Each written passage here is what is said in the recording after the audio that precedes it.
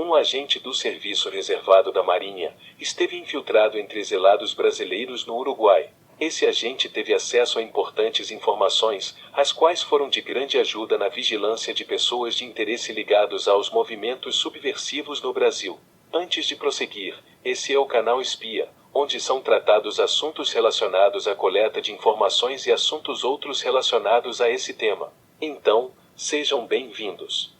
Após o golpe militar de 1964 ocorrido no Brasil, líderes políticos e outros ligados ao governo do presidente deposto, João Goulart, buscaram exílio, e o principal destino desse primeiro grupo foi o Uruguai. Entretanto, o Serviço Nacional de Informações, o SNI, considerava de grande importância a vigilância de alguns desses exilados.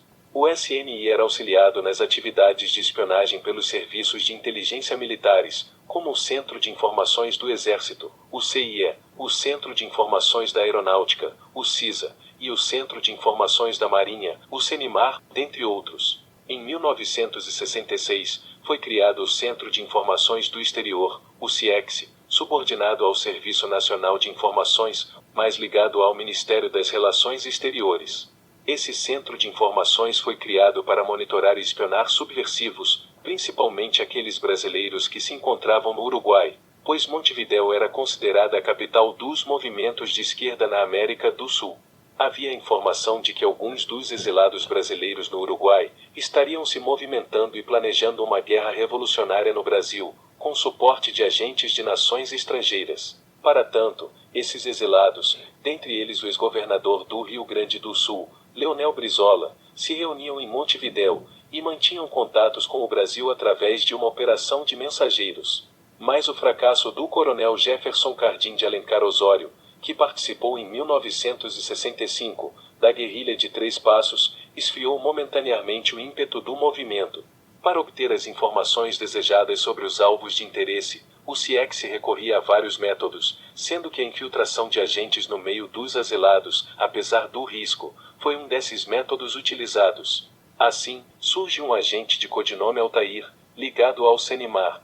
O agente YR-62, ou Altair, mas na verdade, Alberto Otávio Conrado Avegno, um uruguaio nascido em 1927, filho de um diplomata brasileiro e de mãe uruguaia, antes de entrar no mundo da espionagem, atuou como jornalista na cidade do Rio de Janeiro, mas em 1964, foi parar em Montevidéu, no Uruguai, após uma acusação de chantagem. Já em Montevidéu, a família de Alberto Conrado tinha muitos contatos na alta sociedade, pois o seu avô servira como embaixador do Brasil no país. Por ter facilidade de acesso a pessoas de interesse, Alberto Conrado parecia ser a pessoa certa para o trabalho. Dessa forma, passou a trabalhar para o CENIMAR e, posteriormente, para o CIEX.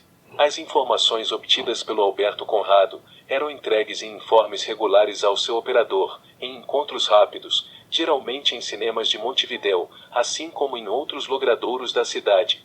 Esses informes, por medida de segurança, eram identificados como sendo de agentes outros, com codinomes de Altair, Johnson, Mário, Carlos Silveira e até mesmo Suleika. Um dos primeiros informes enviados pelo agente infiltrado foi sobre as atividades dos exilados brasileiros no Uruguai, sendo que a maioria estava ligada a 4 grupos. Um grupo de João Goulart, um outro grupo de Leonel Brizola, um terceiro grupo de militares, e um grupo sindical. Em um outro informe, no início de 1966, constava a chegada do almirante Cândido da Costa Aragão em Montevidéu, que passou a ter grande liderança sobre o grupo dos militares. O infiltrado Alberto teve dificuldades para se aproximar do grupo do Leonel Brizola e de João Goulart, mas ainda assim, conseguiu importantes informações. Uma delas foi sobre o Movimento Nacionalista Revolucionário, MNR, movimento esse criado logo após o golpe de 1964, que havia começado os preparativos para a guerrilha no Brasil. E um outro informe passado em maio de 1966 dizia a respeito da criação do Movimento de Resistência Militar Nacionalista, o MRMN, sob a liderança do almirante Cândido Aragão. Esse movimento surgiu a partir do estremecimento na relação entre o almirante Aragão e Leonel Brizola, sendo que esse último havia recebido apoio de Cuba, assim como uma grande soma em dinheiro. E o surgimento do MRMN preocupou o CIEX. Então, era preciso acompanhar os movimentos dos principais integrantes desse grupo. Assim, o infiltrado Alberto passou a ficar cada vez mais próximo do líder, o almirante Cândido Aragão. Inclusive, esse infiltrado chegou a fazer trabalhos de mensageiro, dentro do Uruguai ou não, dentre outros. Durante o segundo semestre de 1966, o movimento MNR já estava atuando na Serra do Caparaó, entre os estados do Espírito Santo e Minas Gerais, no Brasil, tentando montar uma guerrilha.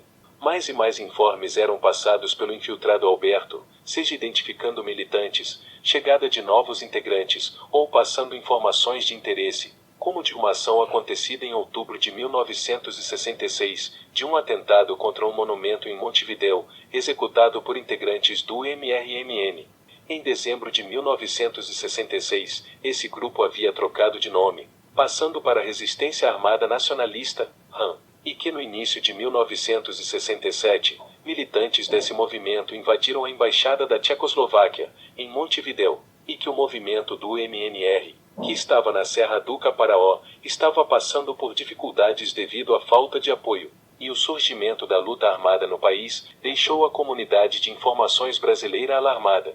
E um informe de abril de 1967 chamou a atenção do CIEX. Leonel Brizola recebeu, em algum ponto do território uruguaio, a visita de Ernesto Che Guevara. O motivo da visita de Guevara foi expor a Brizola a importância estratégica de um levante guerrilheiro em território brasileiro e argentino. Tempos depois, informações outras deram conta que o fracasso acontecido na guerrilha da Bolívia, parte da culpa seria de responsabilidade de Leonel Brizola. Aliado ao fato de denúncias sobre o mau uso do dinheiro liberado a esse por Havana, para a luta no Brasil, feitas pelo almirante Cândido Aragão aos dirigentes castristas, durante um encontro acontecido em Cuba, levantaram dúvidas sobre o papel de Leonel Brizola na luta. E, em outubro de 1967, um informe de que o almirante Aragão não poderia mais regressar ao Uruguai, criou um certo problema para o trabalho do infiltrado Alberto. Só que uma informação sobre a União Nacional Estudantil no Brasil, a UNE, chamou a atenção do CIEX. Junto à UNE, havia agentes infiltrados, os quais coletavam informações de interesse, como a agente Heloísa Helena Magalhães, que era muito próxima de um líder estudantil de destaque no movimento. E as informações passadas por essa agente foram cruciais para desmantelar o Congresso da UNE em Ipuúna, São Paulo, realizado em 1968. Mas essa é uma outra história. E, a partir de 1968, o infiltrado Alberto Conrado se aproximou do coronel Jefferson Cardim de Alencar Osório, que se encontrava em Montevidéu, após ter fugido da prisão no Brasil. Assim, o Alberto Conrado passou a fazer várias viagens em companhia desse coronel, participando de encontros na Argélia, em Cuba, e no Chile, onde conseguiu fazer vários contatos com outros militantes ligados à RAM no Uruguai, como o coronel Emanuel Nicol e o major Joaquim Pires Cerveira. Além disso, conheceu Gilberto Faria Lima, o Zorro, que foi cooptado pelo Alberto, passando relevantes informações. Mas a direção do CIEX estava satisfeita com o trabalho que vinha sendo feito, pois além de vigiar a comunidade azelada no Uruguai, o infiltrado também acompanhava alguns desses azilados em viagens ao exterior, o que permitia coletar informações de alto valor. Além disso, informações outras eram coletadas através da interceptação de cartas, prática na qual Alberto tinha suporte de funcionários do Correio Uruguaio. O endurecimento do regime militar no Brasil nos anos seguintes a 1964 provocou uma nova fuga de brasileiros para o exílio a partir de 1969, sendo que a maioria dessas pessoas seguiram para vários destinos. Um informe de setembro de 1969 confirmou o retorno do almirante Aragão ao Uruguai, após um período ausente. Só que, logo em seguida, esse almirante foi expulso, seguindo para o Chile. E, na residência desse almirante foram encontrados importantes documentos, fazendo o CIEX ficar alerta. Esses documentos reafirmavam o papel da guerrilha como instrumento de deflagração da revolução no Brasil, com planos de sabotagens, dentre outros. Então, a partir dos anos de 1970, o infiltrado Alberto passou a buscar informações de interesse referente a pessoas ligadas a ações que estavam ocorrendo no Brasil. E, apesar do risco de ser descoberto, durante um encontro acontecido em um hotel em Montevidéu, em 1971, onde estava presente José Gomes Talarico, importante aliado de Leonel Brizola e de João Goulart, O Alberto conseguiu ter acesso a informações de alto valor relacionadas ao Partido Comunista Brasileiro, assim como sobre movimentos subversivos no Brasil.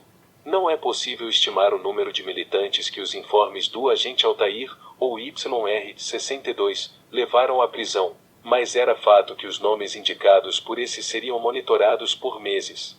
E não é possível precisar com certeza os resultados das operações desencadeadas pelas autoridades brasileiras. Entretanto, os 4 sequestros de autoridades diplomáticas acontecidas no Brasil, entre os anos de 1969 e 1970, executadas por movimentos subversivos, foi um catalisador para muitas das ações que ocorreram, como os casos de Joaquim Pires Cerveira e Edmur Péricles Camargo, mas essa é uma outra história. Um importante trabalho foi executado pelo infiltrado Alberto Conrado em 1976, quando esse esteve por vários meses em Lisboa, Portugal. Nessa cidade, Alberto conseguiu informações sobre atividades subversivas ligadas a brasileiros, onde também manteve contato com o almirante Cândido Aragão. E, quando voltou a Montevidéu, um relatório foi enviado ao CIEX, contendo os nomes de diversas pessoas detectadas em Portugal, Itália e França. Alberto Conrado ficou infiltrado de 1967 a 1980, e durante esse tempo, passou por momentos onde quase foi descoberto. As primeiras suspeitas levantadas sobre o infiltrado vieram durante interrogatórios de presos acontecidos em 1968, e, em um outro momento, as ações do Alberto ficaram perigosamente evidentes, como na prisão do coronel Jefferson Cardim de Alencar Osório, acontecida em dezembro de 1970, ao desembarcar em Buenos Aires, vindo de Montevidéu em um ferry-boat. E durante uma viagem ao Brasil, em dezembro de 1972, Alberto Conrado foi detido pela Polícia Federal, ao passar por Santana do Livramento, no Rio Grande do Sul. Acuado, acabou revelando a sua verdadeira atividade para ser liberado. E, 3 anos depois, em 1975, o agente infiltrado foi novamente detido, dessa vez pela polícia do Uruguai, como um subversivo. No interrogatório, acabou assumindo trabalhar para o Senimar. Com isso, passou a ser assediado por policiais norte-americanos e uruguaios. Apesar das desconfianças no meio dos exilados brasileiros no Uruguai, de que haviam infiltrado no meio, assim como por parte do Senimar, de que o Alberto Conrado poderia também ser um agente duplo, suas atividades nunca foram descobertas e prosseguiram até 1980, quando deixou, definitivamente, de operar para o CIEX, chegando ao fim uma trajetória intensa do agente YR-62, ou um dos vários outros codinomes que usava. Durante uma entrevista a um importante periódico brasileiro no ano de 2012, Alberto Conrado falou que foi ligado à inteligência militar da Marinha e que trabalhou para o CIEX no período de 1967 a 1980, e muitas das informações constantes nos arquivos militares a seu respeito, parte é verdade, parte é mentira. Só que, em 10 de março de 2013, um anúncio fúnebre sobre o falecimento de Alberto Otávio Conrado Avegno foi publicado no jornal El País do Uruguai. Então, ficou a pergunta: o que é verdade e o que é mentira na vida do agente YR-62,